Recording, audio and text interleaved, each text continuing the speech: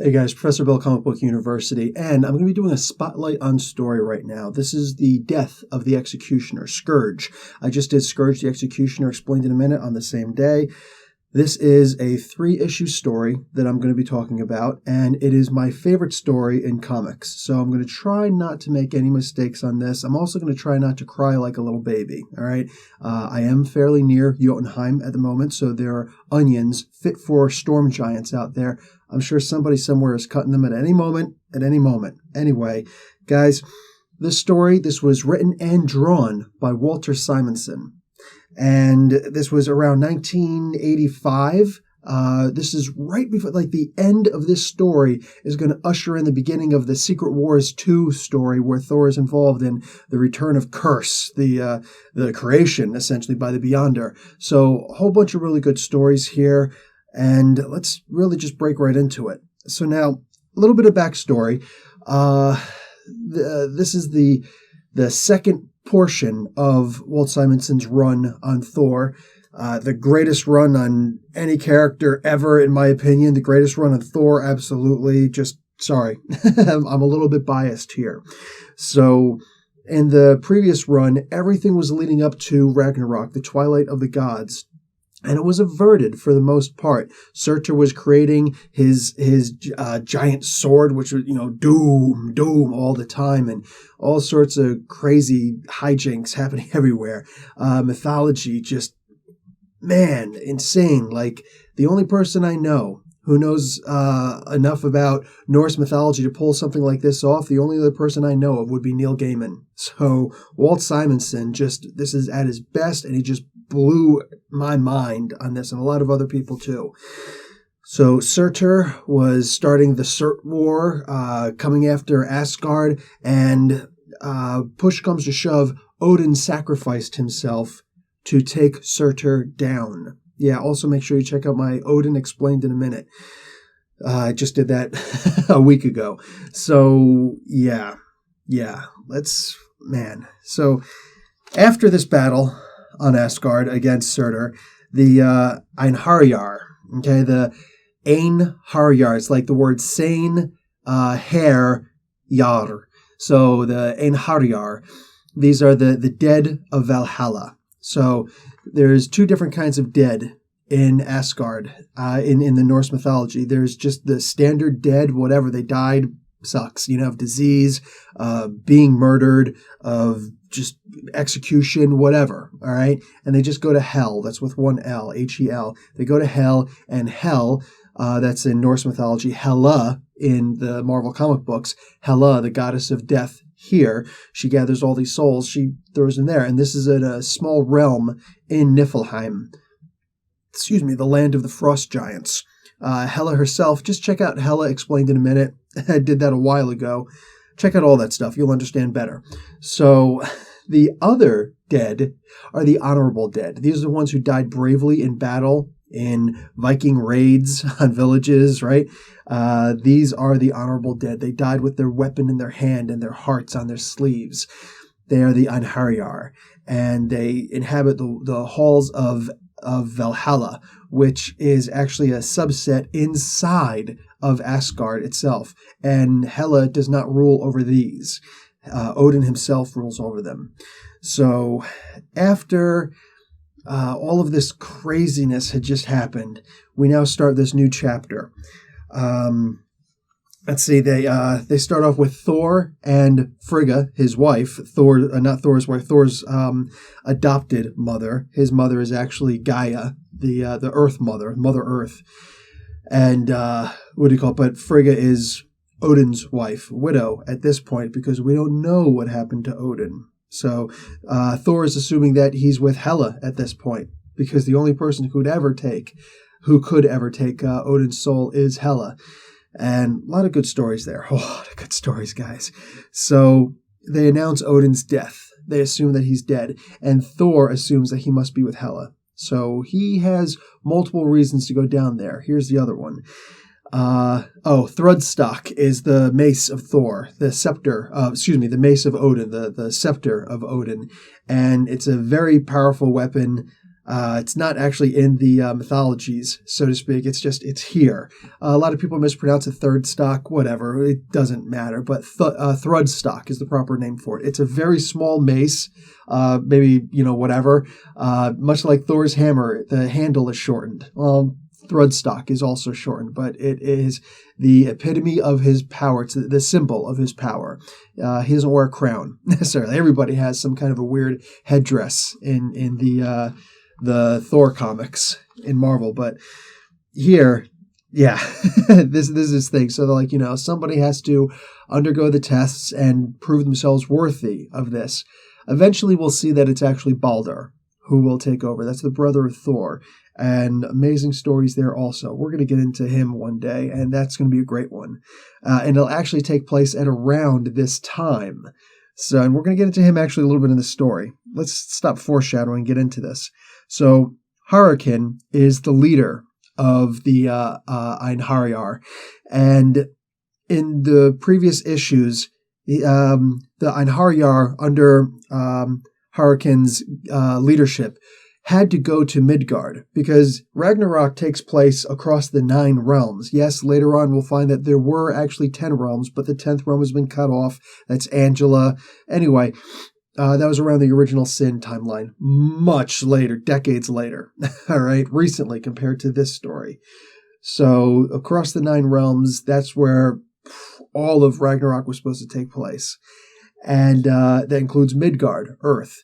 So the Einherjar, which are, for the most part, they're the mortals who died. They went back to Earth simply to fend off the armies of Surtur who went to Midgard. So while they were there, it turns out that they traded some of their horses for some army munitions, namely M16s. You look at the design of them and at the time, these were the M16A1s. Just a real quick history, former military. The M16 replaced the let's see if I remember this correctly, because I wasn't in Vietnam. Sorry, I'm not that old. I do know plenty of guys from Vietnam, though. Most guys in the military today, I think, do. Actually, I'm not in the military today. That was like 20 years ago. Anyway, so M16 replaced the M1 Garand, which was the wooden weapon at the time. For the most part, a really good weapon. The M16 is not really such a great weapon. Sorry. The AK-47 is designed better. It's true, and but the good thing about it is it does have plastic parts as opposed to the wooden parts that the AK and the M1 Garand used. So it's much lighter, 7.6 pounds, if I remember correctly, from basic training and all that stuff, unloaded. Or maybe it is loaded. Either way, 30-round clip, 20 or 30-round clip. Usually use a 30-round clip. And when you put on full auto, the thing just in a couple of seconds, I think 3 seconds, it just unloads everything. Maximum effective firing range of 860 meters or something like that. I don't remember exactly. But anyway, good little weapons. Clearly, Walter Simonson thought a whole lot better of the M16 than we did in the military.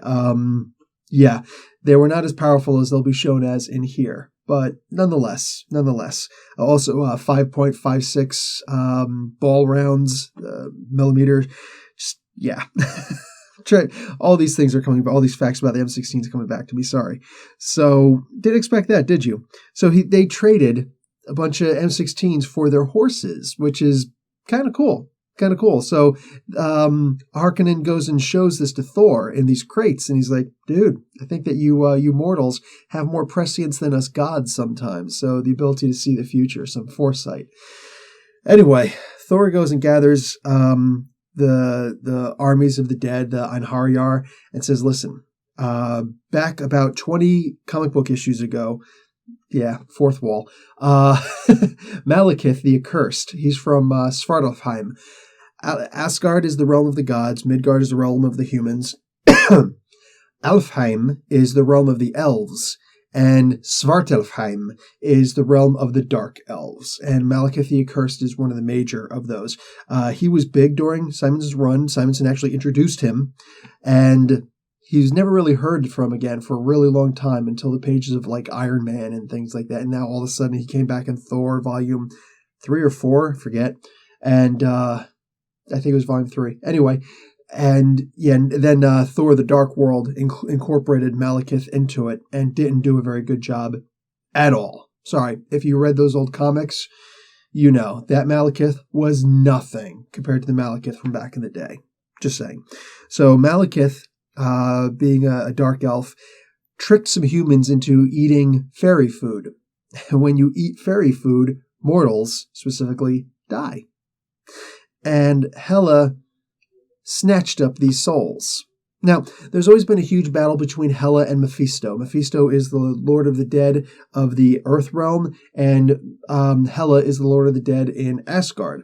She does have prescience over these souls who, like the Vikings and things like that. Anybody who worshipped the Asgardians, the Norse, when they died, would be under the realm of Hela. So if they died, she could take their souls. Mephisto would grab pretty much everybody else. There are still people today who worship the Norse mythology. I don't believe anybody worships the Olympian mythologies anymore. So like Pluto wouldn't exactly be taking anybody. Yeah. So the Norse are actually a lot stronger in many ways, at least, than the Olympians. Even though the Olympians have true immortality and these guys are just long-lived still. Yeah, that's just the way of the Marvel Earth. Deal with it.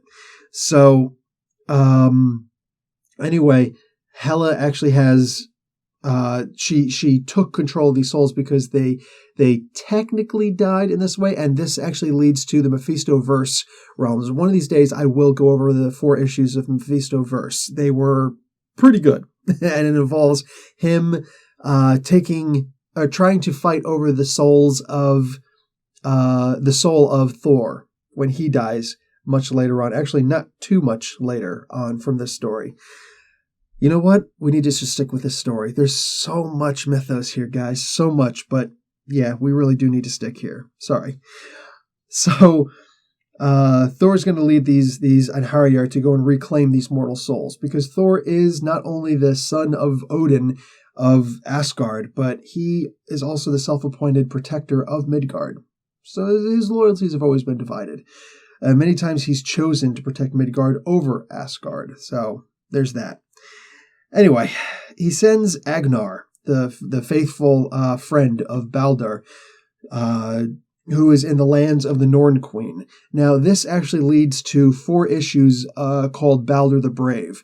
This story is so deep, so intense, that it actually leads to a different story than what can be told here within these pages. There's so much going on. It's crazy. It's crazy. This was a great time for comics, guys. 1985, good time for movies, good time for comics. So, Thor needs Baldur because he died and he came back from hell on his own. So that was a big. He told Baldur actually told this story to Volstagg, one of the Warriors 3, at one point, and of course the story got back to Thor. Anyway, so Baldur knows the way back. He's the only person who knows the way back out of hell into the land of the living. So it's one thing to get to hell; it's another thing to get out. So Thor needs Baldur in order to get their way out, but he still doesn't know the way in. So now he has to find that out. So Thor goes to his mother and he grabs Odin's cask of runes. So a little casket with a bunch of his runes, and runes, the runes. So that, like the Futhark Nordic runes, you cast the runes and you can see the future and do all sorts of cool Nordic magic with it. Anyway, so he goes and he climbs this tall precipice, this tall mountain to a precipice. And the higher he goes, the heavier the casket becomes. But Thor is no slouch with strength, so don't worry about him. So he gets to the top and he casts the runes. Now, at this point, Angerboda shows up. Angerboda is the mistress, in the Norse mythology, she was the wife of Odin, of Loki. She is here she's just either, you consider her the wife or the mate, whatever. She is the woman she's a giantess who actually bore the Midgard serpent Jormungandr the Fenris Wolf, and more about him in a bit, and also Hela herself, the Queen of the Dead of Asgard. So he has to summon Angerboda, and she shows up, and she's got further runes across her neck and in this necklace, and it's because of that she has to be bound to these runes. So he says, listen, I need the way in to Hela, to hell. I need to find a way into hell so that I can face Hela and I can get these souls back. And I command that you tell me what's going on. Now, I'm going to have to read, I'm going to have to actually quote. She says, unwilling I have come, and I shall say no more. He says, okay, these runes bound you, so you have to speak. She says, unwillingly I have spoken, and I shall say no more. Like, it's poetic. Man, Walter Simonson is a freaking poet. Just can't be argued. So he demands, with the runes, he demands by that magic that he holds over her, you have to obey. So she says, seek in the shadows of the hellhound Garm for the entrance. Black the entrance, blacker still the journey. 9 days' ride to the river Yol and the bridge Gallerbur. Morgood guards the bridge, and Hellgate lies beyond it. Unwillingly I have spoken, I shall say no more. So at this point, he says, you can go now. She says, yeah, I'm going back to hell, but I'm bringing you with me. And she attacks him. The first thing she does is cusp his mouth so that he can't speak the runes. He can't speak anymore, but he can't speak the runes to get her to depart. So he uses his hammer, seeing the runes strung across her neck, he shatters those runes. So she's dispelled and she's sent back. So quick thinking. I'd have been like, Mommy! So Amora, the enchantress, wants to seduce Heimdall. And she's going over and she's talking to him like, hey, what's up, bae? And Skurge shows up and he's like, boo, but boo. He's always been a lapdog to her. And she basically shuns him. She walks away and then causes his feet to become rooted to the ground and silences him. And she leaves. The spell won't last forever. But, yeah, he's stuck there. And he's just like, what? And she's like, don't ever bother me when I'm talking to a man again, a real man. So, yeah, it's messed up. It's messed up. Anyway, Balder does return. And this is the same issue. He talks about the warriors that he's slain and how he basically Walter Simonson actually touches on PTSD, post-traumatic stress disorder, for those who don't know, long before this was ever a thing, long before soldiers ever really had, it was always just the idea like, oh, if you were a soldier, there's a chance that you're going to go crazy on someone, the go postal idea. Well, soldiers actually can suffer, specifically if you've gone overseas.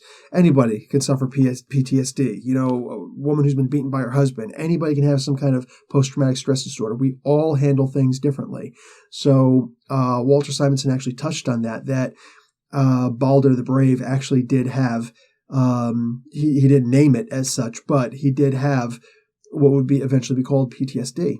Now, he talks about, how he felt bad, all the murders that he's had to do in the past, the really just slaughtering soldiers on the battlefield. Balder the Brave, he was not a murderer, so that was the wrong choice of words. But yeah, he's had to slay a lot of people in his day. Now, here's the thing about it. When he did go to hell for some time, and that's, again, guys, that's a story in and of itself. But while he was down there at one point, he was ready to leave. And Hela said, oh, sure, you can leave. But first I want you to see the mountain of the dead who you've slain. And he's like, yeah, okay, that's really cute. But I want to leave now. She says, you can, but you have to get through them. And she brings those dead, like these are tens of thousands, that he's killed, and who have died literally by his sword. And they come back to unlife. And now he has to slay every single one of them again. Like, think about this, a god as noble as Balder. He was the most beloved of the gods. He would never lie. Literally, like, if there were an Asgardian version of Captain America, Balder the Brave would actually be that person, not Thor. not Odin, not anybody else. Balder is the closest, probably in all of comics, to Captain America and his honor. After that, it'd probably be like Superman, you know? Yeah, that's who Balder is. He's a beautiful soul, and he never lies, and just there's very few people who can meet him and not like him. And that's emphasized in the mythologies. It's emphasized here. So here's this guy who just, he couldn't handle all these souls who he's killed, and now he's got to kill every single one of them again in order to escape. That's messed up.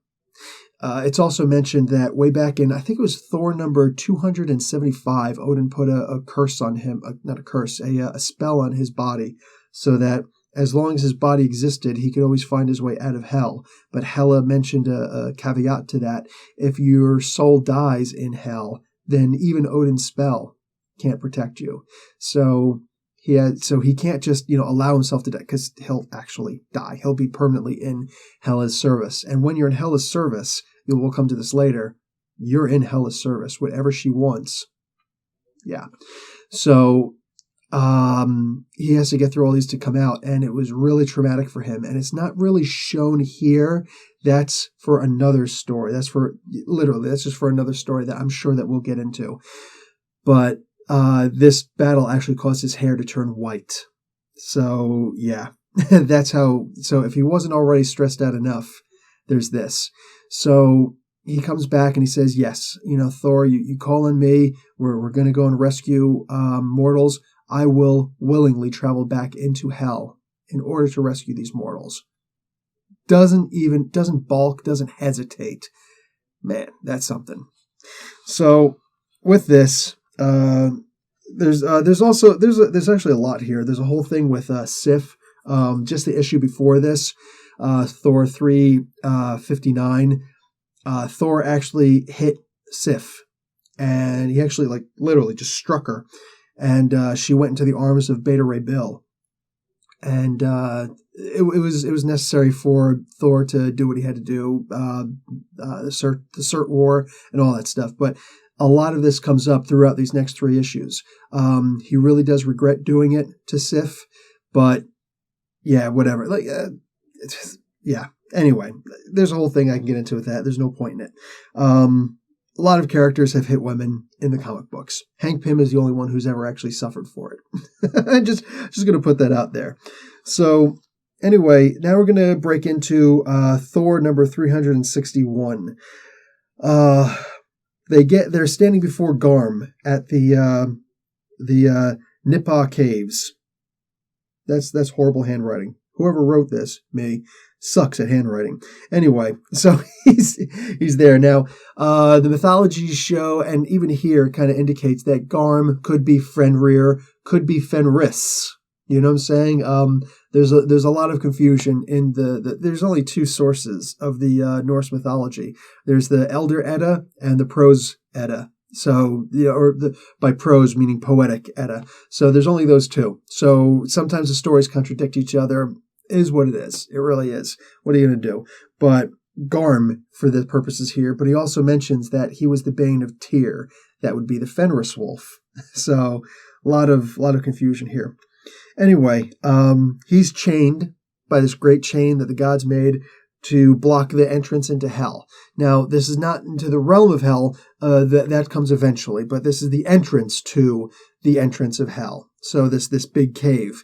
And Thor goes up. He's like, hey, we kind of want to get through. She's like, yeah, Hela said that you might be trying to come through. Hey, man, you can enter. But understand, I might not let you leave. It's like, yeah, okay, thanks.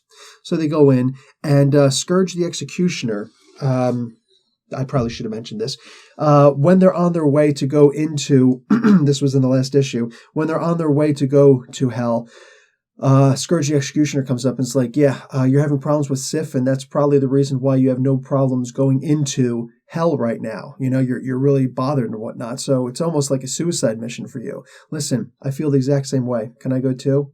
It's like, yes, actually you can. At first he's a little bit annoyed, but he's like, yes, Skurge, you absolutely can.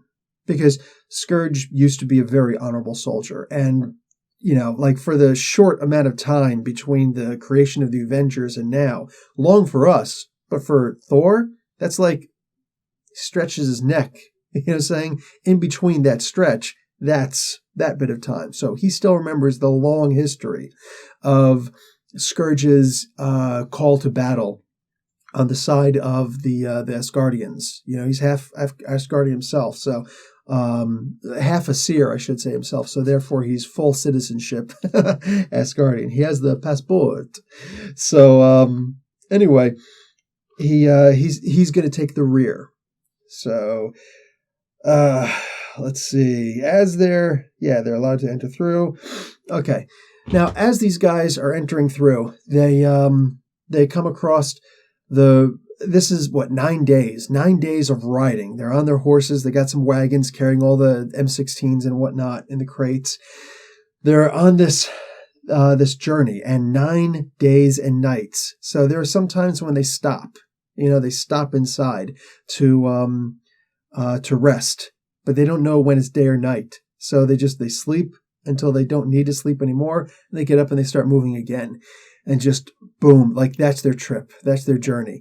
They get out, and in front of them is the Guardian in front of the gate of, the bridge. It's a covered bridge of Gallerbrew. And she doesn't speak. And she's kind of like the Guardian of the River Styx, and she points like, you have permission to pass. So they've got no issues getting in. So once they cross this bridge, now they're officially in Hell, the realm of Hell. Once they get in there, the Einherjar start seeing things in the distance. They start seeing, coming from out of the mists, their sons and their wives, their loved ones. Make no mistake, this is really them. This is the realm of the dead. This is them. And they know it in their hearts that this is them. And they start saying, come and walk with us for a little while. It's just, we're not going to take you off your mission. We're not going to take you off your course. It's just, we knew that you were coming. Hela has already announced it to everybody. We overheard. We just want to see you. Just for a little while. How could anybody say no to something like that? I have a sneeze coming up. Okay. Anyway, so it's not the onions yet. Anyway, Skurge also finds a loved one. It's Amora, the enchantress. So she shows up. He's like, what? But I just left you. She's like, yeah. And Heimdall killed me because he wanted to be with me, but I said I could never love anybody but you. And he's like, oh my God. And he kisses her. They get all into it, and they walk off into the mist. Well, these guys, the Einherjar, start walking off into the mist with their loved ones also. Even Heimdall meets Nanna, this Nanna, this woman who he loved, and she actually wound up sacrificing herself for him. And this was a real love. This was a genuine love. And she says, walk with me for just a little bit. So she does. He does. Now all of a sudden Sif shows up. It's like, okay, there's no way that you're dead. Thor's like, there's no way. Like, he's all alone. There's no way that you're dead. She's like, no, I'm not dead. Okay? But I did follow you because I can't let you go into the pits of hell by yourself. He's like, that may be so. And he pulls up a little tree. It's like, oh, maybe I'll make a sacrifice to, and he just like attacks her with the tree.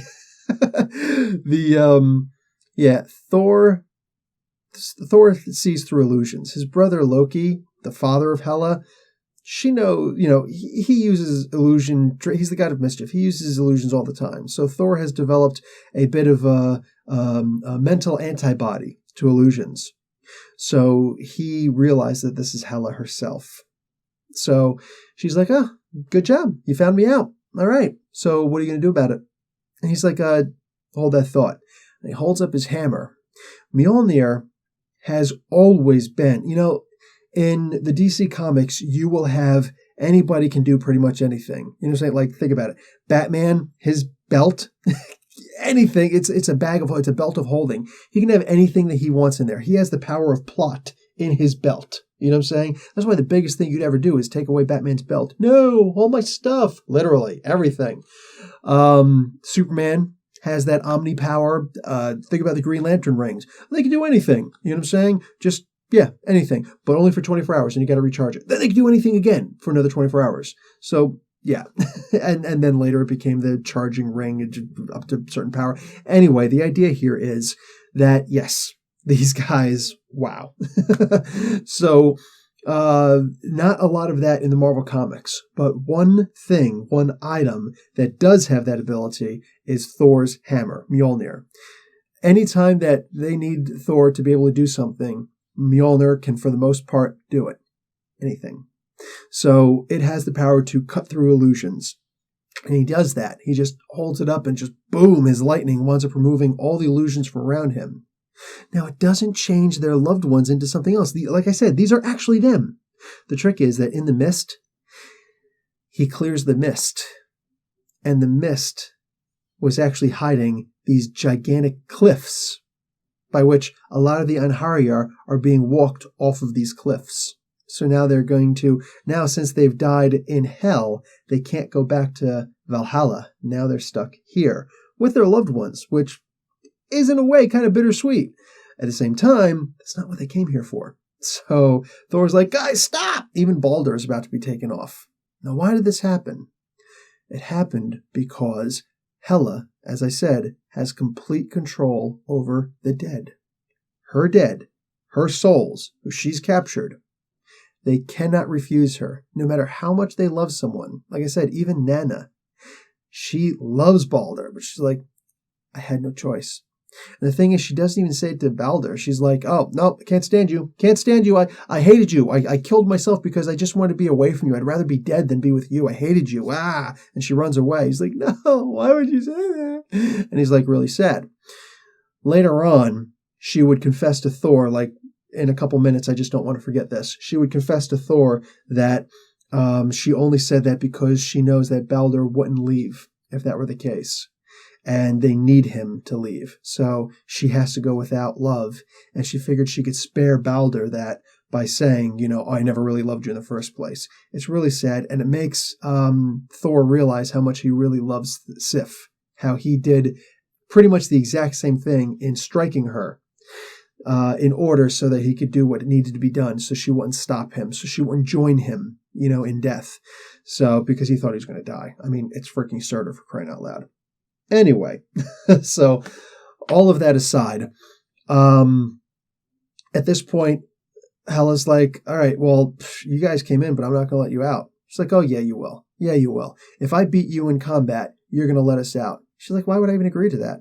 It's like, well, because when push comes to shove, first off, my father Odin, he's gone. He's gone, right? She's like, yeah, that's right. He's gone, and I haven't seen him. So right there, he has some information. Odin is not in hell. Hela does not have possession of Odin.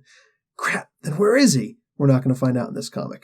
So instead, he's like, okay, well, cool. But in the meantime, you're going to fight me because of the challenge. Because you can defeat anybody, but you've never defeated me. Not really. So she says, okay, fine, but we're going to wrestle. And how are you going to wrestle somebody who you can't touch? If you touch me, if I touch you, you die. You will age drastically and you will die. Bye. So he's like, no problem. I came prepared. He brought Tooth Gnasher and Tooth Grinder and his chariot. These are the giant war goats. This is in Norse mythology, and this is here. He goes up to his carriage and he pulls out his iron gauntlets. Now, we've pretty much never seen these in the comics before, but in the Norse mythology, he has 4 items. He has Mjolnir for 1. He has his belt, which doubles his strength, which it's technically considered to be here, but it's never really talked about. Almost never. And he's got his 2 gloves. His 2 gloves, mind you, is also Tooth Gnasher, Tooth Grinder. But his 2 gloves, the iron gloves that go all the way up his arms, that's what allows him to hold Mjolnir, because it's too powerful even for him to hold by itself in the Norse mythology. In the comic books, he holds it bare hand, and he's got his little sweatband bracelets. That changes soon. Anyway, so he, what do you call it? He's kind of like the first John Cena. Can you imagine that? So he puts on these iron gauntlets that go all the way up his arms like that. And he takes off a bit of his cape. And he rips it, and he pokes 2 holes in it for his eyes, and he puts it over top of his face. So now I'm not worried about you touching me. So she's like, oh, good idea. But I'm flying. How are you going to get me? Oh, my God. And he just leaps. Goes right forward and starts, boom, boom, boom. He throws her into the turnbuckle, climbs up on top, starts punching her in the face, and the crowd is chanting, 1, 2, 3, 4, 5. He goes over and gives her the people's elbow, body drops her back, Samoan drop, and fall away slam. Anyway, so can you tell I like WWE? So anyway, he puts a serious beating on her, and she can't stand it anymore.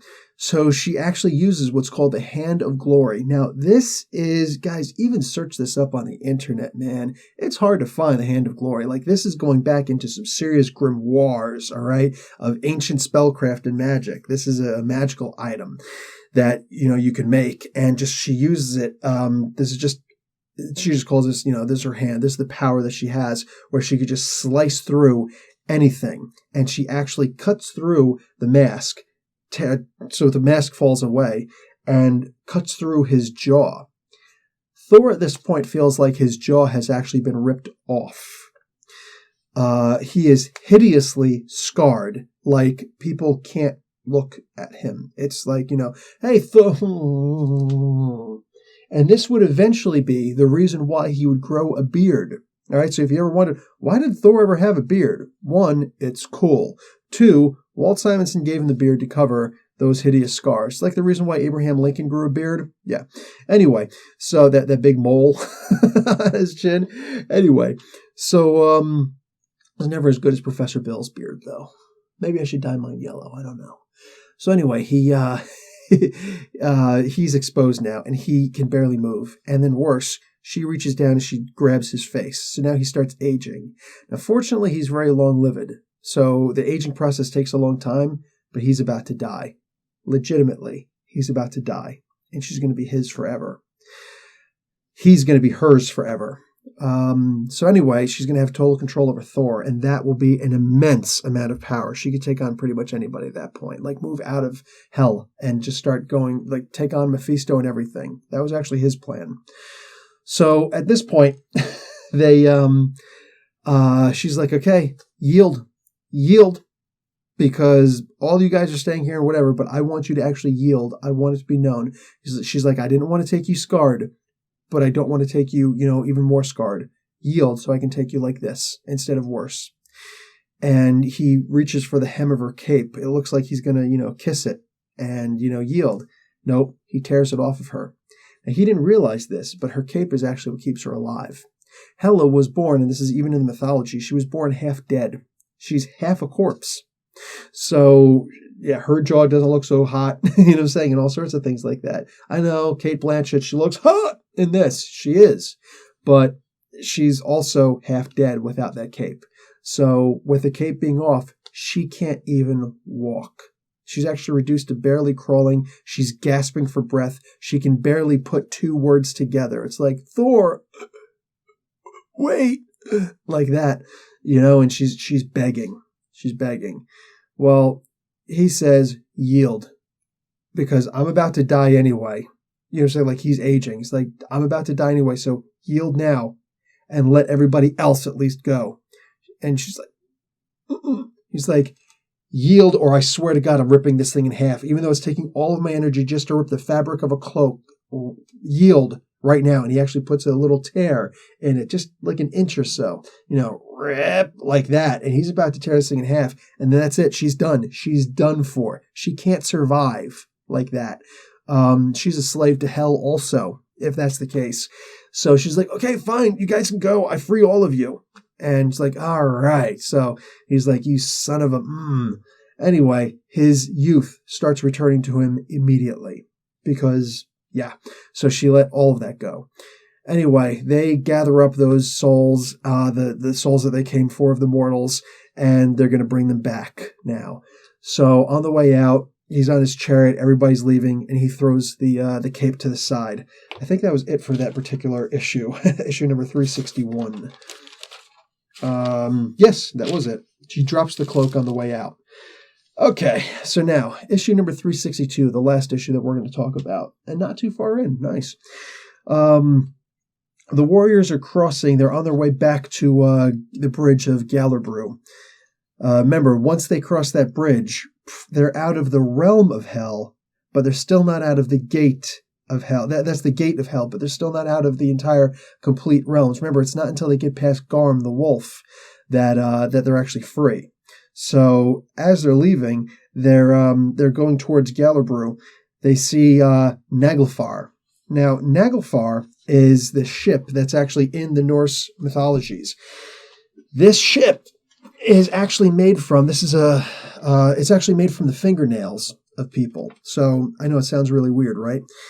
The way that the mythology goes, again, not just in the comics, but specifically in the mythology, the way that it goes is that when you die, your fingernails, I think your toenails also, but definitely your fingernails, have to be, Hela comes and she will take your fingernails, the fingernails of the dead. And it is with this that she will be building this very powerful ship called Nagafar. And it's supposed to be huge, and it will carry all of her armies of the dead onto Asgard so she could try and take the place over. So, the wives' tale, as it were, the superstition is, kids always have to learn how to clip their fingernails, and especially before you when you die or whatever, clip the nails of your loved ones, because whatever goes into the grave, whatever is burned, Hela will collect. So you just clip it and it drops on the ground, or you burn it yourself, whatever, separately. That's one thing. But if Hela, when those bodies go to Hela, hell in the mythology, whatever, when they go to Hela, she takes these fingernails from these soldiers, from these people, and makes her ship with it. So the ship is actually kind of almost done, and it's been being built for millennia. And they see it and like, Jesus, this is going to suck. So they're like, this is our mission, though. Let's get out of here. So they start going, and all of a sudden Hela appears again. And she's like, yeah, I said you can leave, but I didn't say you can leave alive. Anyway, so like she's so wrong. She's just so wrong. Don't trust Hela. Never trust Hela. All right, so this big, like, freaking 9 foot tall, 7 foot something. She's like 9 feet tall or something like that. Wow. Anyway, she shows up and she brings Skurge the Executioner and Amora the Enchantress. She's like, oh, did you forget about him? It's like, oh, yeah, what happened to you? I thought that you maybe fell off the cliffs, with some of the other Einherjar. He's like, no, I was reunited with my lover. She's back here and, we're cool again. Yeah, so what's up? So Hela's trying to provoke Skurge, and Thor's like, dude, that's an illusion. That's not really Amora. He's like, yeah. You're just trying to come in between us. You better watch it, man. But then Balder says, yeah, dude, that's not her. So Amora's like, dude, stop, chill. I love you, man. And Skurge is like, yeah, I love you too, except Balder never lies. See, that was kind of important. So he uses his axe. His axe, the blade, the blood axe, the blade is considered so sharp. Again, check out Skurge the Executioner, explained in a minute. But the blade is so sharp and highly enchanted that it can cut through anything. It can cut through gods. It can cut through the fabric of reality. It can cut through illusion. Illusions are huge in the Norse mythology. Huge. Like, even in the comic books, they don't touch on how much illusion was used in the Norse mythos. So, but here there is an illusion, and Mordana. There's the only appearance of this person, Mordana. Like, there's nothing known about her except that she has the ability to change her shape into that of Amora the Enchantress. So this was actually Mordana, some brown hair chick. Still hottie, but not Amora hot. Anyway, so he's like, what? You tricked me? I can't believe this. So he's infuriated, and Hela's like, I was hoping that an action that you would take, I could provoke you enough so that I can, betray my word. And he's like, yeah, betray this. He takes the axe. He's like, I'm so sick and tired of you people laughing at me. Everybody laughing at me. It's like, I was a great warrior. And then Amora screwed me over, then everybody just started laughing at me because I was under her spell. And now even then, now Hela, you're going to exploit this? He takes his axe and he throws it at Nagafar, the ship, and he destroys it. Again, it's able to warp space-time. So he warps everything that went into its creation and destroys it. Hela's infuriated. She's like, oh, millennia to build that. We were almost ready to go, and I got to start from scratch. Plus, I don't get nearly as many dead people coming to me anymore because nobody really worships the Norse gods like they did back in the day. So yeah, she's pissed. So she decides, you know what? I'm breaking everything. Thor, you're dead. Nope. Balder jumps in front, and his sword deflects her bolt, her hex bolt. Later, Hela would get her revenge. The Hela cursed Thor is one of my favorite stories. That's my favorite version of Thor, actually. Thor, who actually has a weakness. So, but for now, Balder deflects it, and his arm just goes numb right away. He's like, I can't do that. No. Look at that. I can't do it anymore. So anyway, at this point, she's like, oh, hey, Balder, why are you doing that? I just realized something. Before I kill Thor, I'm going to kill you because you're the only one who actually knows how to get out of here. So, and it's just, wow, man. Like, there's a sacrifice. Somebody's trying to sacrifice himself for him also. The person who actually went and tried to get him in the first place. And then just like Thor's like, I've had enough of this. I have had enough of this. So he's just like, just thunder, boom, everywhere, and just gets rid of her. Yeah, he wasn't playing around at this point. So they're riding off as fast as they possibly can, and they get to the bridge of Galabru. They're like, listen, let's get our weapons together. So they actually, at this point, they finally pull out the M16s. Hela's so pissed that it turns out that everything in her realm is actually made up of the dead. So even the rocks in formation and things like that are actually the dead intertwined with each other. And now they start coming unfolded. The fabric of reality starts unfolding, and they start actually charging after. And this isn't like the shambling dead or the walking dead. No, these things are like the George Romero dead, where they can just chase right after you, like, whoop your ass. And it's terrifying. So they pull out the machine guns, like, bring it on, bah, bah, bah, bah, bah, bah, bah, bah, bah, bah, bah, like that. And it's like, dude, that's messed up. We've never seen tech like this before. So, long forgotten at best. Anyway, so they get to the bridge of Galabru. And the guardian of Galabru is like, peace, I'm out. She's not dealing with that. And Thor's like, all right, guys, this may be a suicide run for me. It probably is. But, as bad as I'm feeling, as much pain as I'm in, I don't care. You guys get to stepping. I'm going to stay here, and I'm going to stop these dead. Because you know what? The path between here and exit is 9 days and nights journey. The dead don't need to sleep. You guys do. You know what I'm saying? Thor can go weeks without even taking a rest. You know what I'm saying? A regular Asgardian cannot. So he's like, you guys need to go because they will be on you before you know it. You know what I'm saying? Probably before night's end. So go. So he stops to stand on the bridge, and all of a sudden behind him, Skurge the Executioner, bip, blindsides him, snuffs him, knocks him out, one shot. Everyone's like, I can't believe you, mother fathead. You mother fathead. No, you did not. So yeah, they knock him out. So they're like, let's take this traitor out. They're getting ready to shoot him up. Well, those bullets wouldn't have worked, but the swords eventually would. Anyway, he's like, hold on, Balder, listen to me. He says, you've been laughing at me. Everybody's been laughing at me. I know everybody's been laughing at me, and rightfully so. But I'm sick of it. And now maybe it's time for Skurge to have the last laugh. Guys, this might be where the onions come into play. Anyway, he says, you guys need to go. It's not Thor who should be sacrificing himself. It's me. Now, unfortunately, I don't have my blood axe anymore. I had to use it to destroy Nagafar. Give me a couple of those weapons, those M16s, all right? Because in Walter Simonson's world, they're actually some seriously badass weapons. They don't need to be reloaded anytime soon. Yeah. Anyway, so he does grab the weapons, and they're like, you the man. And they leave, and he stays. Now, this is his death scene, and it's amazing, guys. It's amazing. He does start firing. He does start shooting. They get so close that he doesn't even have time to reload, so he starts swinging the weapons and destroying them. He's able to reload again and starts tearing at him again, and then just wash, rinse, repeat. But while he's alive, not a single one, not a single foot from these hordes, armies of the dead, step a single foot onto that bridge.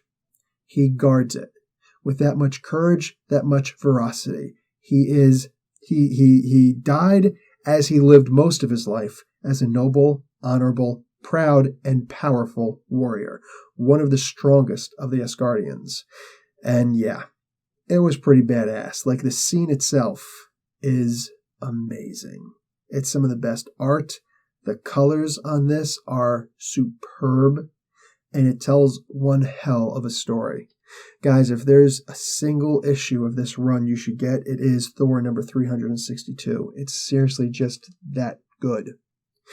So, anyway, when he dies, the armies are able to get by, but he holds them off for so long that the warriors are able to escape. The way out isn't as long as the way in, because they are booking. They are booking it. And the only thing left to guard the exit is Garm. And Thor just plows through him. He one-shots him, knocks him out. He almost kills him. He's like, thank God he's just stunned. Because he has a role to play in the future of our stories. But for now, yeah, he's just standing on the snout. It's like, come on, guys, let's go. So everybody comes out. And eventually, they're all able to disperse. And then Thor opens a dimension portal with his hammer, with Mjolnir. And he is able to lead the wrongfully taken dead back into Midgard. The Einherjar go back to Valhalla, and they begin training again for the day that they're called upon again.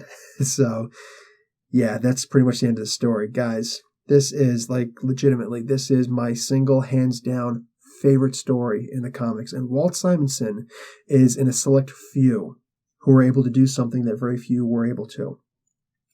Characters who were amazing, who have remained dead. like literally, nobody's really thought or been given permission to bring back the Executioner, except as another member of the dead or as an illusion or something like that. But yeah, he was never brought back, proper, because it would take away from his death, and his death was just too amazing. My opinion, the greatest death in comics. And I mean, he was able to take a character that very few people, he was able to do something with a character that not too many people were able to do. Look, I know a lot of people talk about, Captain Marvel. All right. And I loved Captain Marvel. He was great. But let's be realistic. The greatest thing about Captain Marvel was the graphic novel, the first graphic novel that Marvel ever did, The Death of Captain Marvel by Jim Starlin. Jim Starlin was able to take this character and give him a death that was just amazing. And while the character himself wasn't whatever he was meant to be, he was never really like that amazing until Jim Starlin took hold of him and gave him an incredible death. Ed Brubaker was able to take a character who was dead. I'm talking about Bucky, the James Buchanan Barnes, the Winter Soldier, and he took him and gave him a life again after he'd been dead for so long. We thought we'd never see Bucky again. He went and actually brought him back, made him the Winter Soldier, and it's one of the greatest stories ever, and gave a life to this character that nobody ever thought could happen. There have been very few times in history, in comic book history and whatever history, in lore, that someone has been able to take a character who you'd never think twice about, like, who cares about this guy, and made him into something amazing. And Walter Simonson did that with Skurge the Executioner. He went from being just a common base villain who would attack the Avengers, would attack Thor, would attack Hulk, you know what I'm saying? Would attack the Thing, would attack whomever, and just... he was just a lapdog for Amora. That was it. He was whipped as much as whipped could possibly be. And Walter Simonson took this character and made him legendary. And his death was easily the greatest death in all of comics. The death of Superman, I'm not joking, was not to me at least, was not nearly as effective as this death. Like, this was amazing. And yeah, honestly, guys, not a whole lot of stories can really do it for me like that, but this is my favorite story. So even today when I read comics, I try not to put them and hold them at the bar of this comic, of this particular comic book. God forbid this entire run, but it's always in the back of my mind. That's why, when I see characters like Thor is being replaced with Jane Foster Thor, to me it's no different than being replaced by Eric Masterson Thor, or Drago Thor, or whatever, Groot Thor, for crying out loud. You know what I'm saying? Any of the other Thors, they've all had their place. They were all great. They were all good to watch and to read. I liked them. I liked them. You know what I'm saying? It's not that big of a deal for me, because the stories that were written about Thor, they're still there, and they're still just superb. And the same thing with all the other characters. It's these old stories. I'm very rarely doing some of the newer stories, you know what I'm saying, in these spotlights on stories.